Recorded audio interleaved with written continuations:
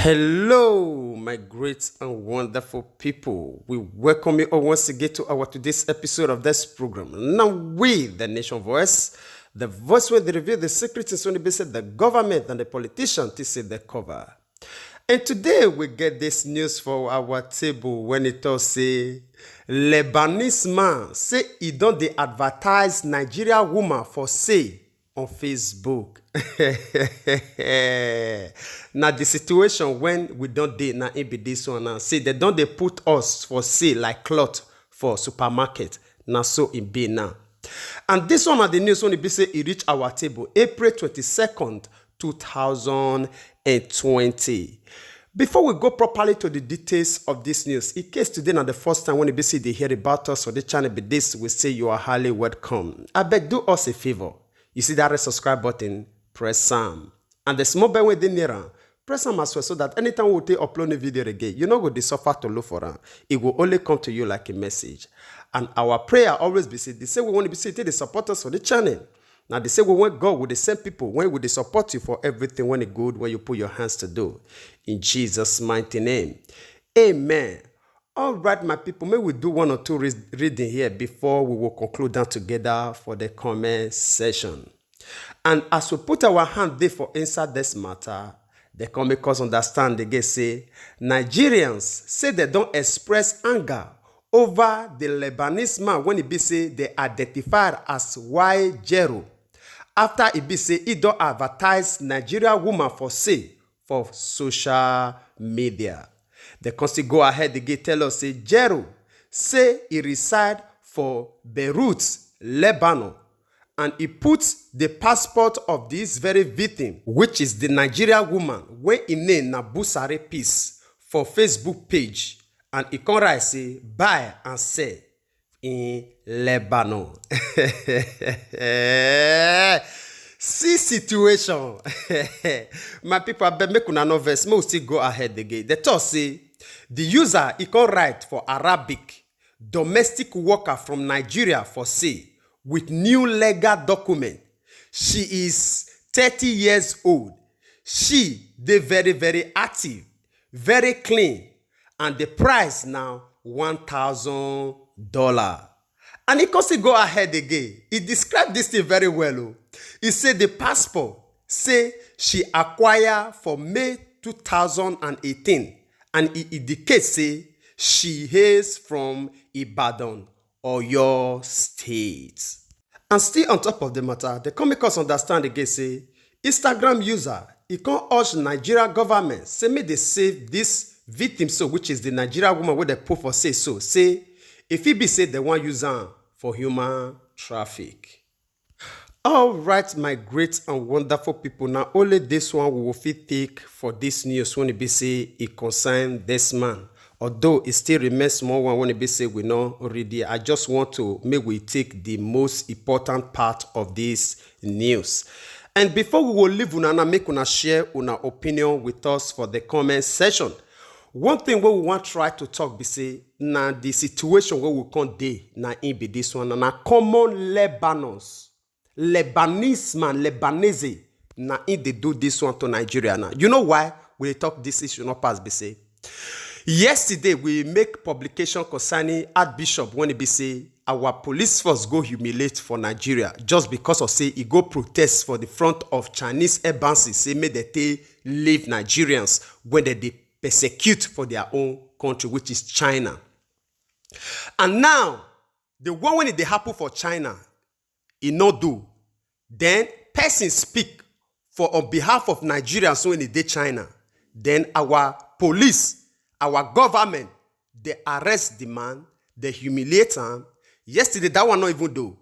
Yesterday, we still make a publication say, they can't charge this man go court. Tell and say he must pay 1 million naira to bail himself, and the two people when he follow him 500,000 naira, which is 2 million to bail himself. If that one not reach upon all those money, they say okay, bishop will bring 2 shorty, and one of the shorty will still be bishop like, and when he get at least 3 branches, 3 churches, then the other 2 people when they charge 500,000 naira, they will bring another 2 shorty, which is 3 of them will bring 6 shorty when it will stand for them. That one not do. Now, upon all those money, see shorty, 2 million naira. After those amount where they pay, they still refuse to leave this archbishop. The police, Nigeria federal government still refuse to release this man, release this archbishop. I will read the news for una. This one not be just to talk for mouth.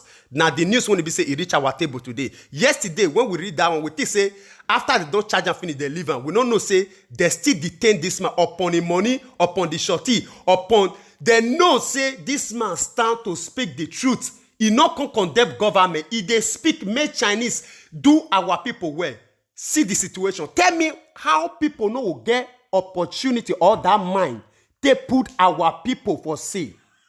This one and federal as it, what do you mean at the talk now not pass? Because this one now a country carry another citizen for another country, hang the picture and passport, Nigeria passport, international passport. They hang out for Facebook for sale. Human being, this one not be cloth. No, this one not be tell me and tell you. This one a Nigeria international passport. To know how God have mercy on me this morning. How useless our document and our personality can be all over the world. God have mercy on me. Yes, the truth must be said. Let us say it the way it is. Now, our passport, not be said they call on, that they criticize us in so many ways ever since. That one not do. This one now. The international passport that is the heart of a nation. I don't know whether somebody they understand me this morning now.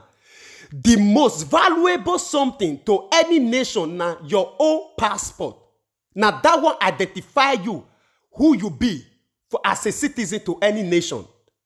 The sample run for Facebook identify this man, this woman, Bosere Peace, when it did come from Oyo State for Lagos, Nigeria. As they given a good description for say how much $1,000. $1,000.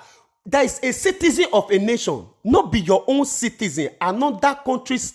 That's it. You know who they do this one now? Lebanese man. When they say they still they as in they when they say people they useless. Lebanese people, as in God have mercy on me this morning. As in they're not Lebanese that they are as in they're not the categories of any good people. When they say they will still feel identified with to the lowest of Africa.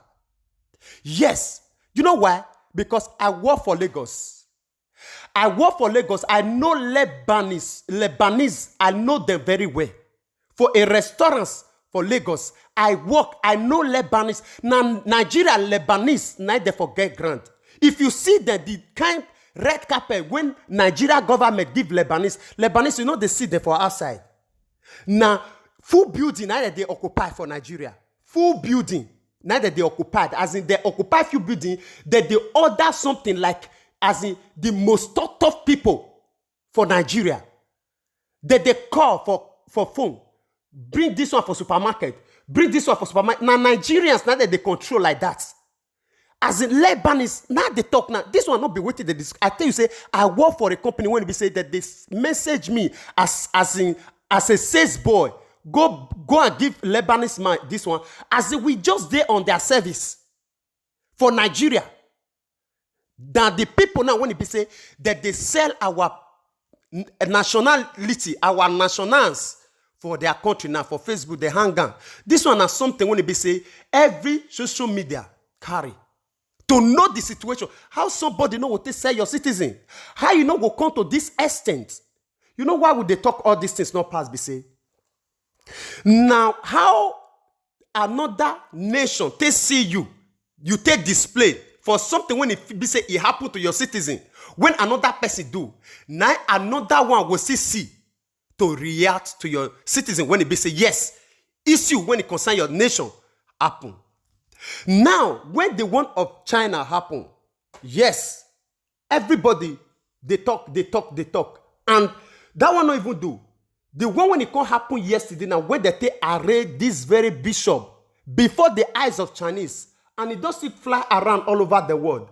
Now there now person one can sit down and can take twice before it will act again tomorrow, which is to say in all ramification, now the one when it be say we Nigerians will expect to come, it dey big pass the one when it be say we dey see today. Yes, now the conclusion now it be that one. All right, my great and wonderful people, I no want strength or lengthen this video this much. I beg, share this video. Share this video anywhere where your hand for touch this video. Share them from all your friends, all your brothers, anywhere when they share them so that they will know, say, yes, see the situation where we come there today for Nigeria. When our federal government don't subject us to. So now the state now be this one. As you don't see the screen, I'll see the display the one when it be say it concern the bishop. So anyhow it be, I will see the update on the way when it be say it be. As you do so, God Almighty will bless you all in Jesus' mighty name. Amen. I will see you again when I see you. Remember, we love you all. Bye-bye.